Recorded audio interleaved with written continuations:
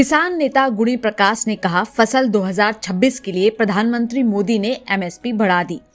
गेहूं की एमएसपी 160 रुपए, चावल 170 और चना 225। सवाल अब यह है कि क्या ये फसलें एमएसपी पर खरीदी जाएंगी? पहले के 3 कृषि कानून किसानों को मंडी और प्राइवेट मार्केट दोनों से बेचने की सुविधा देते थे, लेकिन आज भी किसानों को सही बाजार नहीं मिल पा रहा। सरकार पर सवालों की बौछार करते हुए क्या कुछ कहा किसान नेता ने, सुनिए जरा। रबी फसल की 2026 और 27 की एमएसपी की घोषणा की माननीय प्रधानमंत्री जी ने, और उन्होंने जो गेहूं का रेट है वो 160 रुपये बढ़ाया गया और जौ का रेट 170 रुपये बढ़ाया गया, चने का रेट 225 रुपये बढ़ाया गया और मसूर का रेट 300 रुपये बढ़ाया गया, सरसों का रेट 250 रुपये।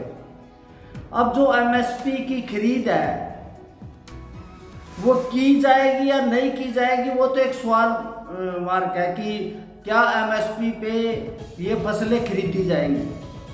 अब हमारा सवाल है कि पिछले दिनों माननीय प्रधानमंत्री जी ने कृषि सुधार के लिए एक बिल लाए थे, जो 3 कृषि कानून थे, और हालांकि हमारे कुछ किसान साथियों ने उनको काला कानून बता दिया गया।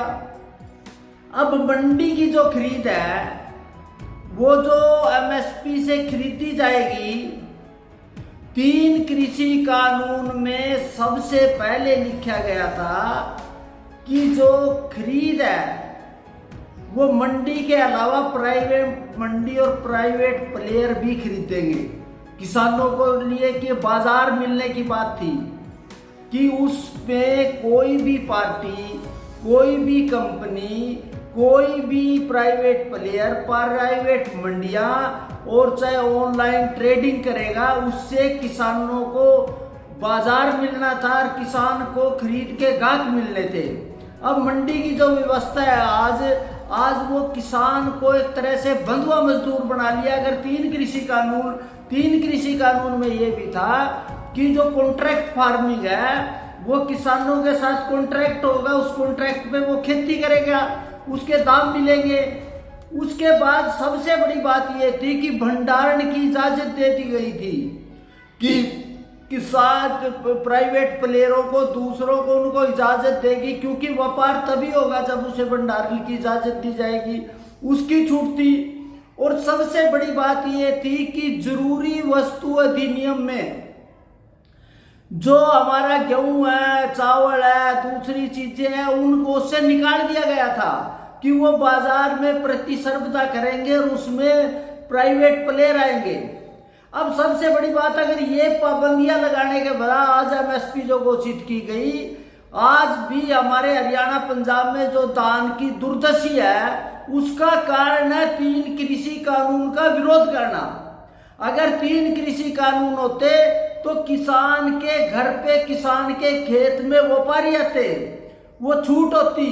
और सबसे बड़ी बात थी, हमारी एक मांग थी कि निर्यात पर पाबंदी ना लगाई जाए।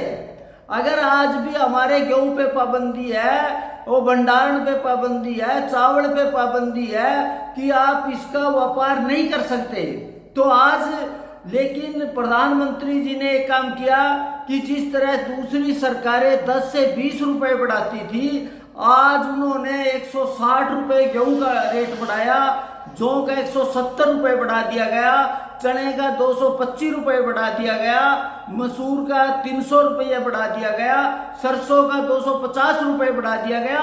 लेकिन इसके अलावा भी आज जो दुर्दशा है, जिस तरह किसान के जो उत्पाद को महंगाई के भय से, उपभोक्ता के भय से जो एक्सपोर्ट करके यहाँ डाला जा रहा है, चाहे वो दाल है, दूसरी चीजें, जैसे अब टैरिफ पे झगड़ा कर रहा था, किसान को बाजार मिलना चाहिए, जो 3 कृषि कानून में जरूरी था।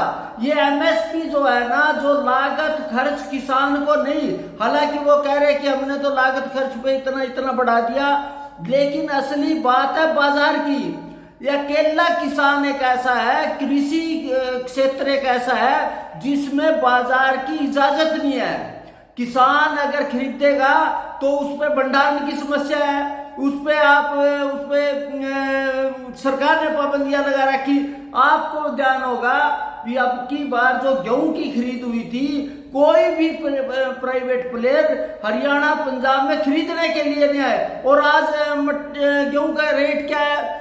तो इसलिए हमारा कहना है इस एमएसपी पे निर्भर, जैसे हमारे साथी कह रहे हैं इसकी गारंटी, हमने एक सुझाव भी दिया था कमेटी ने कि एमएसपी जो है उसको